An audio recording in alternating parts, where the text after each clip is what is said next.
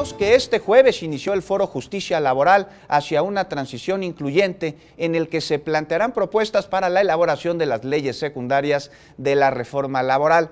Ahí, el consejero jurídico capitalino habló sobre la inversión que se requiere para la implementación de esta reforma que entrará en marcha ya en 8 meses.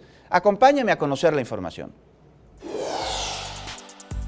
El nuevo modelo de sistema de impartición de justicia laboral requerirá de personal, capacitación, presupuesto y respaldo de la Junta Local de Conciliación y Arbitraje de la Ciudad de México, indicaron autoridades durante el Foro Nacional Justicia Laboral hacia una transición incluyente.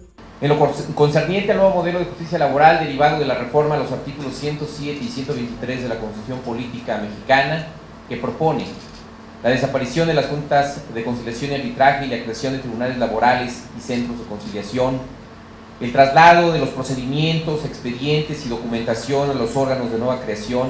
Asimismo, el consejero jurídico de la Ciudad de México indicó que la capital tiene un reto más grande, ya que la Junta Local de la ciudad procesa más de 100,000 asuntos, incluidos más de 32,000 demandas. Aunado a ello, estimamos que para levantar la infraestructura necesaria, es decir, el Tribunal Laboral Local y el Centro de Conciliación, requerimos una inversión superior a 1,200 millones de pesos.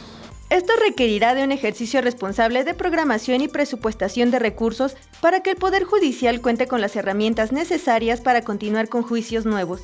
De este foro emanará un documento con las conclusiones principales que se enviará a las autoridades federales con el fin de que sean consideradas en la elaboración de leyes necesarias en la transición del nuevo modelo de justicia laboral. Mariana Sánchez, 21 Noticias.